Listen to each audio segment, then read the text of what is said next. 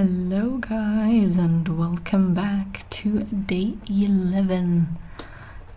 What will we be doing today?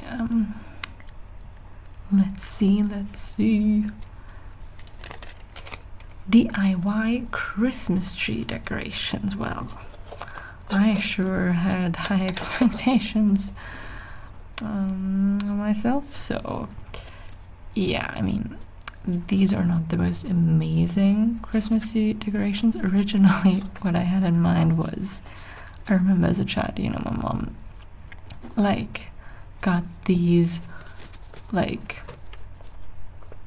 not empty, but see-through, blank, I guess is the right term, blank Christmas ornaments, like these bowls, for example, and then you could paint on them. However, it wasn't always that easy. It's kind of the same thing as with the plastic Easter eggs. If you don't have the right colors, it just looks horrible. But that was what I wanted to do originally. I simply didn't think of that. I thought, oh, well, I have everything I need at home. With that, I was incorrect. So, change of plans, as even though I'm not a big fan of using paper things because I think they're very fragile, we're making some, I guess, ornaments, or you can also see as decor, Christmas decor out of paper, because I had colored paper. And we're gonna basically start with some snowflakes. And basically the idea that I came up with right at the spot was, I have these, what's it called, not string, but basically something that I could use to hang these snowflakes. And then I came up with the idea of kind of creating maybe a little tree out of multiple layers of these snowflakes. And I thought that would be one fun idea to do. In my case, I have multiple colors, or I also thought of doing it with only green, because then it would look like a Christmas tree. And another idea that originally I did have, which could easily work, but I did not have a single ball or circular round thing in my apartment. I couldn't believe it. Because I thought about, maybe using for example, the string, or these things you normally wrap gifts with, and then wrapping them around a ball, and then using glue, and then letting that dry. But then I was that wouldn't really work, because then you had to cut it open. It's not with a balloon, so I think technically you would need a balloon, or do it half and half, so that wouldn't have worked anyways. But basically, create Christmas ornaments, Christmas balls that almost kind of look like a nest or some kind, a see-through, because they made it string or whatever. So I thought that was also an idea that I had, but again, I simply didn't have the materials, and I wasn't going to just buy extra things, because for me the whole idea of these DIY videos and do it yourself is you don't need to purchase a lot of things. You do it with things you have at home. And so these little quote-unquote Christmas ornaments is something that I made with what I had, and I think that's also something very beautiful. I feel in a lot of these DIY, do-it-yourself craft videos, you need to buy very specific things. It's who has that at home? And I feel it also immediately when you see it, isn't it the classic thing? I remember it was this German show, Fingertips, and there's this meme of nobody having the glue that they use, the Bastelkleber, the specific glue, and then it basically demotivates you to do that. And I mean, glue is more basic, but in these YouTube videos, TikTok shorts, whatever, where they do like this 1-minute crafts or whatever you want to call it.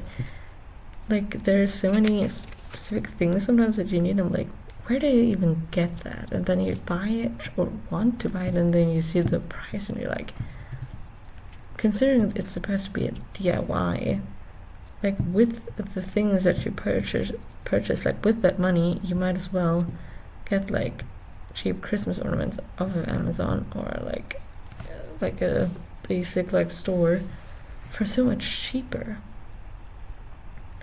And that confuses me, so I didn't want it to be that way where, you know, you had to put in a lot of effort and pay a lot of money for some cutesy little Christmas ornaments, especially considering that a lot of times, which is also why I was a little upset that I had to make these out of paper and didn't come up with anything better, is I personally don't like DIYs where you can tell it's just gonna get trashed in the end. Like, the thing is, these, like, I can see the last ornament, like at the end of the video, I think I might actually use that one, so that was a relief. This one is kind of like fragile, but I feel like with a lot of DIYs that I also have done like in the past, I just simply don't use them because they fall apart or they look so cheap that it's like almost like embarrassing to take them seriously, you know what I mean? Where it's like you just can't take these things serious and just have them in your home as if they're like the real thing. And so that is something that sometimes annoys me, and especially in the future I hope that I can provide, you know, better quality when it comes to these DIYs, because I have like a very good example for this. Like in my family, there you have like my grandfather, which is I think the one type of DIY, and then you have my father, like my dad, who represents the other side of DIY. So you have the, I want to, for example, let's say my dad, for example, is currently doing like not the balcony but like the terrace, balcony, whatever you want to call it, in our home. And he's what I define as like the actual purpose of do-it-yourself, which is you want something, aka in this case like a balcony or a terrace, and you don't want to pay a company, so you basically do the exact same thing with the exact same materials a company would without having to pay the company because you do it yourself. That to me is like the proper, you know, definition of do it yourself. Like the reason why you save money is because you save money in the part of the bill which is most expensive, which is the work time, which is the people that work, you know. That is one of the highest cost, sure, material. But I remember like my dad recently went and bought like cement and things, and he told me how much he like paid for these like huge blocks that he uses for like the, what do you call that, like, oh god, you know, basically like a fixture. And it costs, like, I feel like these things cost less than, like, I don't know, when I get my, like, skincare or something. And I don't even get, like, special skincare. Or, like, when I buy food. When I buy groceries, that's probably more expensive than buying building materials. So it tends to not be the materials that are the problem in terms of cost, but normally, you know, you have to pay somebody to do it. That's what jobs are. That's why you're getting paid too, you know. Any profession, you're paying for a skill. And the reason why DIY is cheaper is because instead of paying for that skill, you provide the skill yourself, like you do it yourself. However, I feel like the now, you know, internet term of like DIY, for me personally, I see it as more like negative and not like something that I look up to, like, oh, you know, I want to do that. Like when I see how my dad does like the terrace and how it's like all custom, because, you know, he does it himself, I'm like, that's cool. Like when I sooner or later, like somewhere, sometime, who knows when, with this economy, I have like my own place. I have so many ideas. I'm like, oh, I want to do all of these things myself, because then you can create such a unique space. And then there's the internet with like 5 minutes craft, like 5-minute crafts, or like DIY, and or like my personal misery, like these fireplaces. And that's where like my grandfather comes in, right? I mentioned before, like this is the one side of the coin, this is the other. My grandfather is this type of guy where, you know, he has like very certain priorities.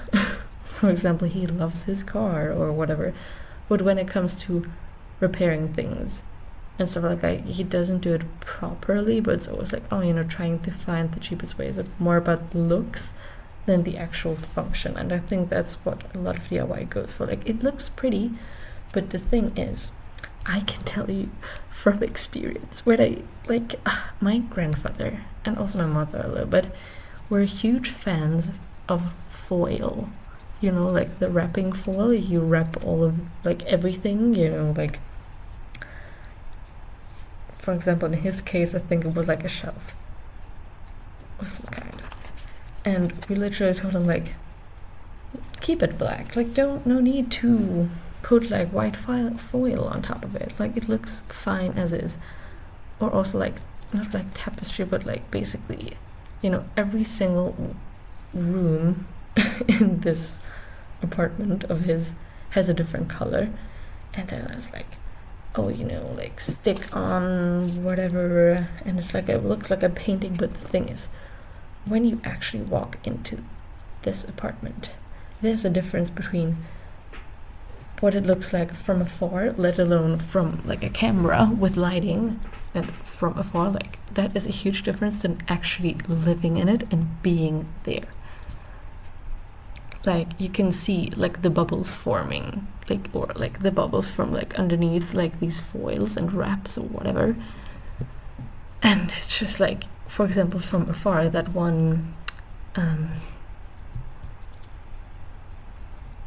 you know, what is it called again? Piece of furniture, whatever. Like, it was originally black and then he did it white. From afar, it was like giving Chanel or whatever, and then you go get a little closer and you can just tell, you know, it isn't done perfectly. So if there's one minute little, you know, bubble, or, you know, sort of like overlapping of the foil, it's just like or like it's cut uneven, it's like Or my personal favorite is with the flooring in my grandfather's case. Basically, like the tiles on the floor in the living room, my grandfather has like these huge tiles. However, again, he wanted to save money, and so instead of doing it like my father would, like doing the same thing, like, you know, if you order a company would do, you just do this yourself with the same materials. He simply laid the tiles as is on the floor. Literally, like, just imagine you buy a tile and put it on the floor. And this again just shows you, like, on like a first glance, it looks beautiful. But when you walk on it, it's like Dance Dance Revolution or something. Like, just because it's not fixated properly, like it makes noises and it's uneven. And you, oh no, I have it. It's like in Indiana Jones, you know, when like a trap goes off and like you sink into the floor. That's what it's like. And so I think sometimes you need to, like, I guess, sort of like ask yourself, like, do I want it to be done properly? Is this something that I can live with that way for long amounts of time? And not even that, but it's dangerous. Like, if you don't do things properly and do it yourself, but you don't know what you're doing, you could really, like, cause some harm or cause some damage. Like, you could ruin your space. Like my grandfather, for example, he also, of course, he has a boat, which he also like, he ruined that boat because, you know, with these cheap DIYs, and I think that's what people don't consider. Maybe in the US it's different, but if you do everything DIY, people who watch and evaluate the prices of your homes, apartments, houses, whatever, they can tell, and you're actually ruining the price. You're ruining the worth because you are changing something that was original and properly done. Not even talking about the damage that these DIYs could cause to whatever is being DIY'd. For example, with like the chimneys, I imagine if you don't do a proper chimney, like that could go really badly, and if there's some sort of like damages of some kind, or for example, let's say in like a bathroom or wherever you have water damages, you're not improving upon the worth of your property, you're actually minimizing it, you're ruining it. So I think it's, you know, you need to ask yourself, okay, am I confident enough that I can do this by myself? And also, we have the internet. Like my father literally said, he is an engineer, but he also doesn't know everything.